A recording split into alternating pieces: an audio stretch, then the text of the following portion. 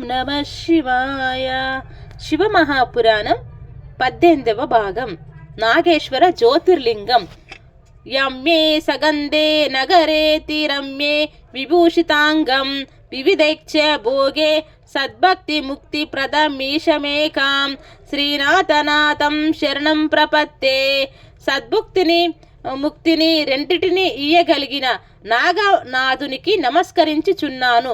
ఇక్కడ నాగనాథుడు అంటే విశేషమైన పూజనీయుడు అని అర్థం. అటువంటి నాగనాథునికి నేను శరణాగతి చేయుచున్నాను. ఈ నాగనాథ లింగము ఎందులకు వచ్చింది? దీని ఆవిర్భవనముకు వెనకాతల ఉండే కారణం ఏమిటి? ఇక్కడ మనం ఒక విషయమును పరిశీలనం చేయాలి.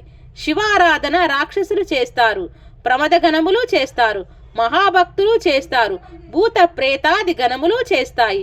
శివారాధనను జ్ఞానమును ఐశ్వర్యమును ఆపేక్షించుటటువంటి వారు చేస్తారు.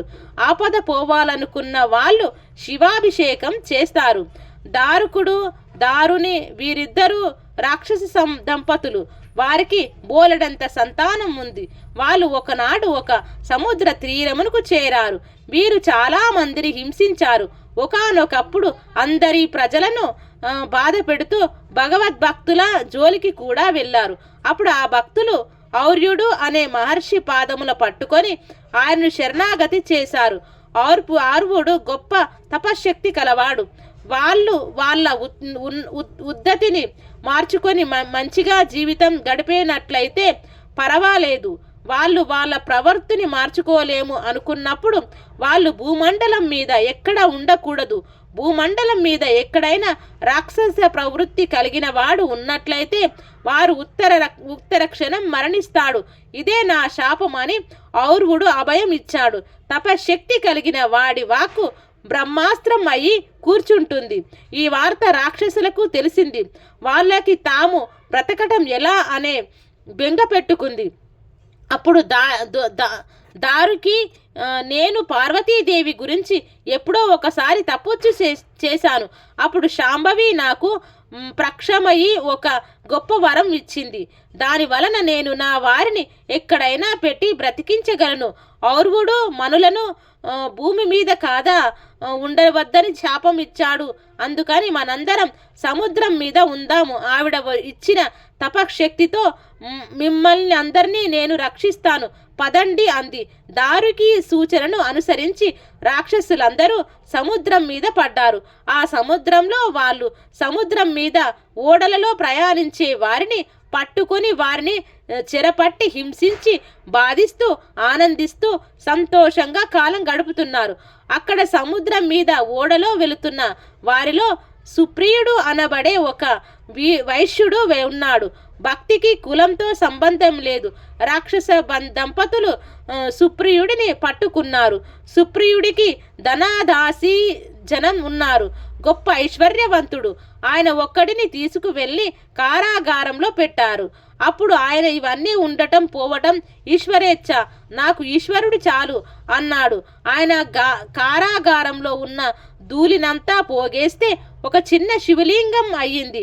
దాని మీద చుక్క నీరు పోసి పార్థివలింగం చేశాడు. ఆరాధన చేయటం ప్రారంభించాడు. అప్పుడు రాక్షసుడు ఆరాధనలకు అడ్డుపడ్డారు.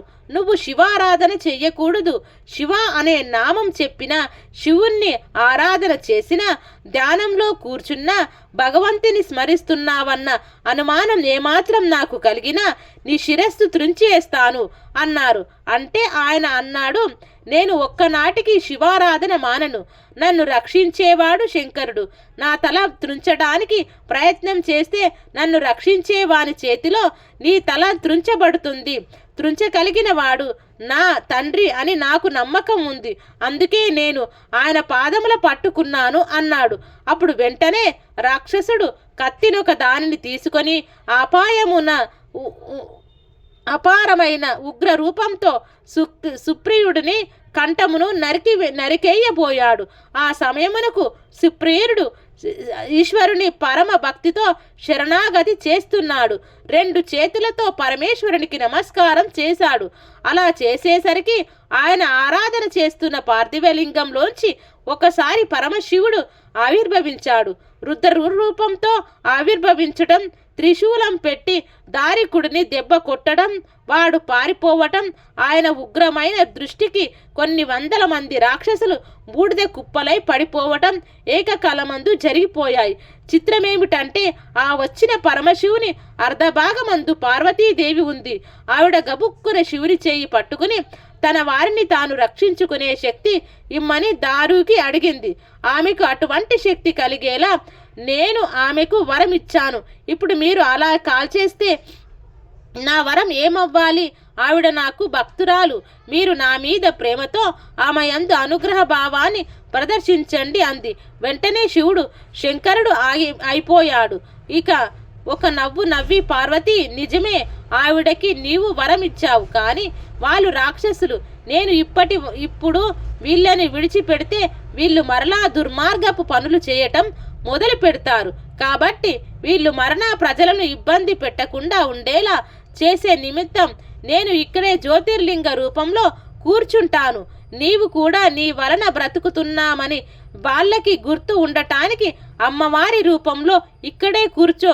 నేను నాగరాజును అనే పేరుతో వేలుస్తున్నాను. ఈశ్వరి, నువ్వు నాగేశ్వరి అనే పేరుతో వెలవవలసింది అన్నాడు.